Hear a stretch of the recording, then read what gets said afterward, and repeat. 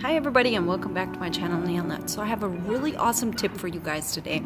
How many times does your strengthener or hardener bottle run to a very low end? Well, mine do all the time, especially if I use them often, and I don't want to throw them out. So what I do is I pour the smaller bottle into my bigger bottle. Now in the bigger bottle I have different types of strengtheners and hardeners that I've actually kind of lumped in together. But what happens is when I apply all of these products into the bigger bottle, it kind of mixes them up together and then it kind of just revives them. So I have a brand new bigger bottle of strengthener. That way I don't waste and I really do use it all. So I hope this tip has helped you guys. Be on the lookout for the next tip video and don't forget to subscribe, comment, like, and share, and all of that awesome stuff. And I'll see you next time. Bye!